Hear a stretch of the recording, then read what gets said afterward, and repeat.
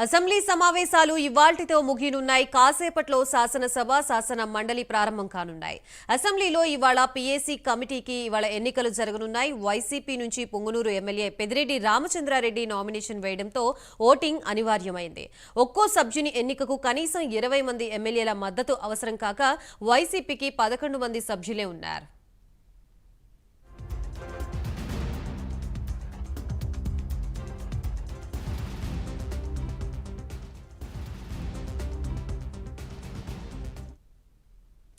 ఇదే అంశానికి సంబంధించి మనకి పూర్తి సమాచారం అందించడానికి మా ప్రతినిధి శ్రీనివాస్ సిద్ధంగా ఉన్నారు. శ్రీనివాస్. Thank you Gayatri. ఈరోజు శాసనసభ శాసన మండలి సమావేశాలు కూడా ఈరోజు చివరి రోజుగా చెప్పుకోవచ్చు. ఈ రోజుతో అసెంబ్లీ సమావేశాలు కూడా వాయిదా పడే అవకాశం ఉంటుంది.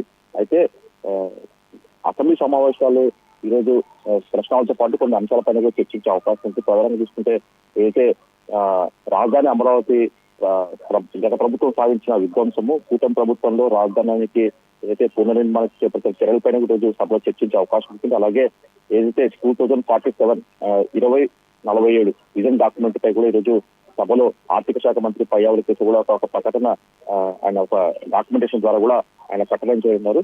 అయితే వరదలు ఋషికొండ ప్యాలెస్ పైన కూడా ఈరోజు సభలో చర్చించే అవకాశం ఉంటుంది. అయితే దాని తర్వాత చూసుకుంటే ప్రధానంగా చూసుకుంటే ఈ రోజు మటుకు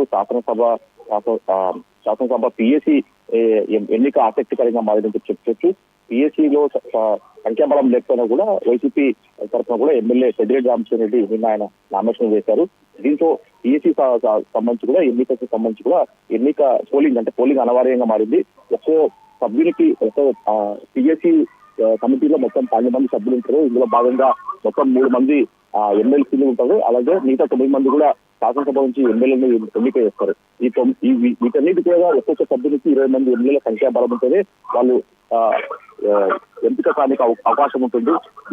ఈ నేపథ్యంలోనే కూడా ప్రధానంగా చూసుకుంటే ఈ రోజు జరిగే ఓటింగ్ పద్ధతిలో బ్యాలెట్ పద్ధతిలో సభ జరిగే సమయంలోనే పోలింగ్ ప్రక్రియ కావాల్సిన ఏర్పాట్లను కూడా చేశారు. ఇప్పటికీ తెలుగుదేశం తరఫున శ్రీరామ్ రాజగోపాల్, బివి జయనాగేశ్వర రెడ్డి, అరిమిల్లి రాధాకృష్ణ, అశోక్ రెడ్డి, బుల్ల రామాంజనేయులు, నక్క ఆనందబాబు, కోల లలిత కుమారి నామినేషన్ చేశారు. అలాగే ఎన్ఎస్ఏ తరఫున పిఎస్సి సభ్యత్వానికి పులపర్తి ఆంజనేయులు నామినేషన్ దాఖలు చేశారు.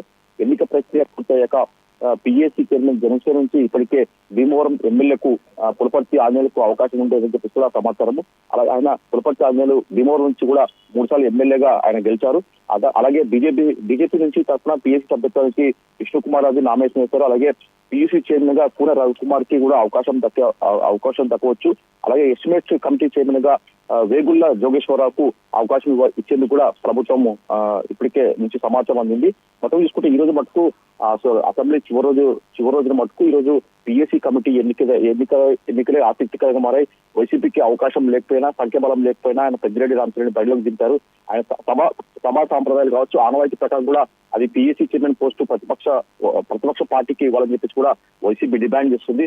అయితే వైసీపీ నుంచి తమతో ఎలాంటి చర్చలు లేకుండా నామినేషన్ చేయడంపై కూడా వాళ్ళు కూటమి సర్కార్ మటుకు సతమీరంటుంది. ఈ నేపథ్యంలో ఖచ్చితంగా ఎన్నికలకు పోలింగ్ నిర్వహించాలా, పోలింగ్ లో సంఖ్యాబలాన్ని బట్టి ఎవరికైతే పిఎస్సి సభ్యునిగా ఎన్నికైతారో వాళ్ళకే చైర్మన్ పదవి దక్కుతుందని చెప్పేసి కూడా కూటమి సర్కారు తేల్చి చెప్పింది. నిన్న ఆర్థిక మంత్రి పయ్యావుల కేశవతో కూడా వైసీపీ నేతలు కూడా చర్చలు జరిపారు. అయితే ఈ నేపథ్యంలో కూడా బొత్స సత్యనారాయణ చర్చలు జరిపారు.